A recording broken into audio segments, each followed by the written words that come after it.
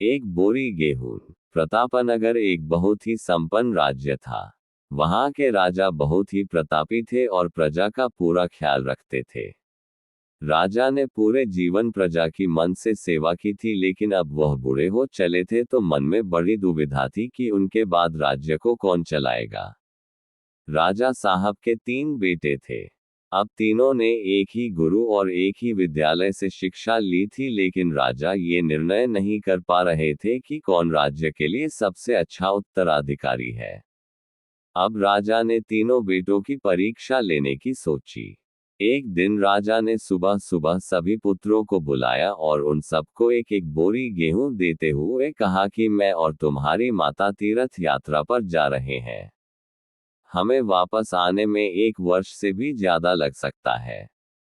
तुम तीनों की ये जिम्मेदारी है कि अपने हिस्से के गेहूं को संभाल के रखना, और जब मैं वापस लौटूं तो तुमको ये गेहूं की बोरी वापस लौटानी है। ऐसा कहकर राजा और रानी तीर्थ यात्रा पर चल दिए। सबसे बड़े बेटे से सोचा, ये गेहूं की बोरी पिताजी को वापस लौटानी है तो इसे मैं तिजोरी में बंद कर देता हूं। जब पिताजी आएंगे तो वापस दे दूंगा। यही सोचकर उसने गेहूं की बोरी तिजोरी में रखवा दी ताकि एक दाना भी इधर उधर ना हो। दूसरे बेटे से सोचा कि तिजोरी में तो गेहूं सड़ जाएंगे, मैं इन गेहूं को खेत में डलवा देता हूं जिससे गेहूं की अच्छी फसल होगी और पिताजी को एक बोरी की बजाय कई बोरी गेहूं दे सकूंगा। अब उसने ना गेहूं के लिए अच्छा खेत देखा और ना ही अच्छी उपजाऊ जमीन देखी और ना ही खेत की घास फूस को साफ कराया, बस ऐसे ही एक बंजर जमीन पर गेहूं डलवा दिए और कभी उनकी देखभाल करने नहीं आया।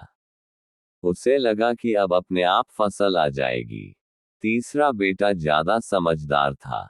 उसने अपने मित्र के साथ मिलकर एक अच्छा खेत देखा जो बहुत उपजाऊ था, फिर उसकी मिट्टी बदलवाई, वहां घास फूस की सफाई कराए और फिर विधिनुसार गेहूं के दाने खेत में बो दिए।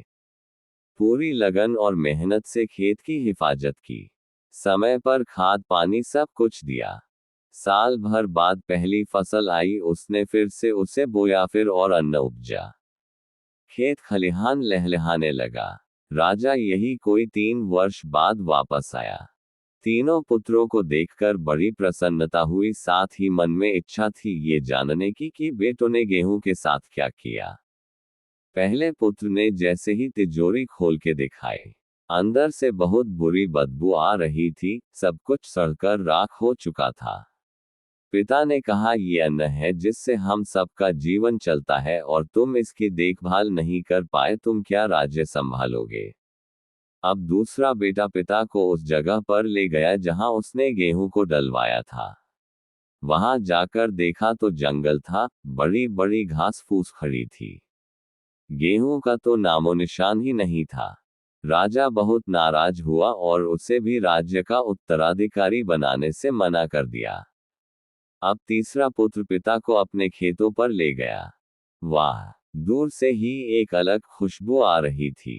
गेहूं की फसल लहलहा रही थी। चारों तरफ हरियाली और जीवन था। और उस खेत से 50 बोरी से भी ज्यादा गेहूं उत्पन्न हो चुका था और आज भी खेत में फिर से फसल खड़ी थी।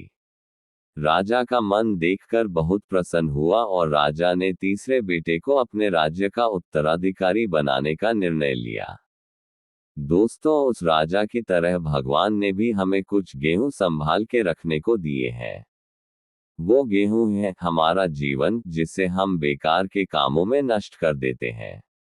ईश्वर ने जीवन दिया कि दुनिया का विकास करना, अपने ज्ञान को बढ़ाना और उसे बांटना। लेकिन हम अज्ञानी लोग इस जीवन को सड़ा देते हैं और अंत समय जब ईश्वर पूछता है कि जीवन में क्या किया, तो जवाब होता है शून्य, कुछ नहीं। अपने मन की जमीन को साफ करिए, उसमें जो घास फूस है वो हटाइए, मन में जो ईर्ष्या, गुस्सा और व्यसनों को हटाइए और अच्छाई के बीच बोइए। फिर ईश्वर आपसे बेहद खुश होंगे।